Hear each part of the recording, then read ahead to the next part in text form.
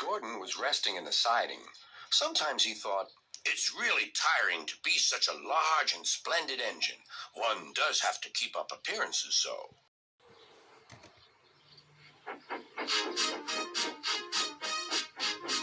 Beep, beep, beep, beep. "Hello, lazy bones," whistled Henry.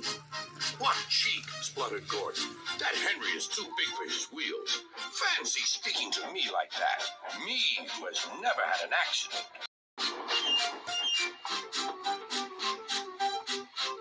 "Are jammed whistles and burnt safety valves accidents?" asked Percy innocently. "No, indeed. High spirits. Might happen to any engine. But to come off the rails like Henry did, well, I ask you, is that right? Is it decent?" Then it was Henry's turn to take the express. Gordon watched him getting ready. "Be careful, Henry. You're not pulling the flying kipper now. Mind you keep on the rails today."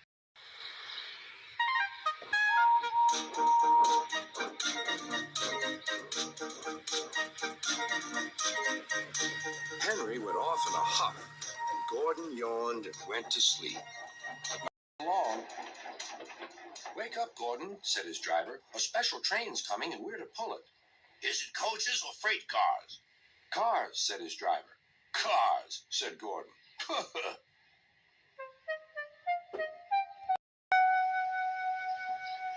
Gordon's fire was slow, so Edward had to push Gordon to the turntable to get him facing the right way.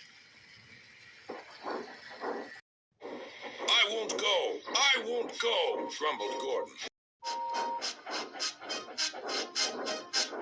"Don't be silly. Don't be silly," puffed Edward.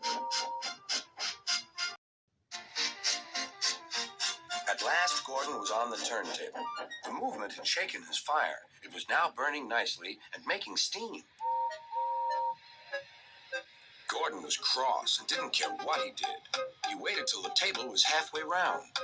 "I'll show them. I'll show them," he hissed. He moved slowly forward to jam the table, but he couldn't stop himself and slithered into a ditch. "Whoosh!" he hissed. Get me out! Get me out! "Not a hope," said his driver and fireman. "You're stuck, you silly great engine. Don't you understand that?" They telephoned Sir Topham Hatt. "So Gordon didn't want to take the special train and ran into a ditch?" "What's that you say? The special's waiting? Tell Edward to take it, please, and Gordon, leave him where he is. We'll get him out later." On the other side of the ditch, some little boys were chattering. "Oh, doesn't he look silly? They'll never get him out." They began to sing. "Silly old Gordon fell in a ditch, fell in a ditch, fell in a ditch. Silly old Gordon fell in a ditch, all on a Monday morning."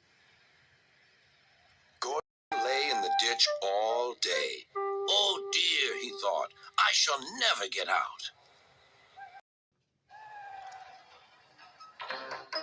But that evening they lifted Gordon and made a road of sleepers under his wheels to keep him from the mud. Strong ropes were fastened to his back end, and James and Henry, pulling hard, managed to bring him to safety.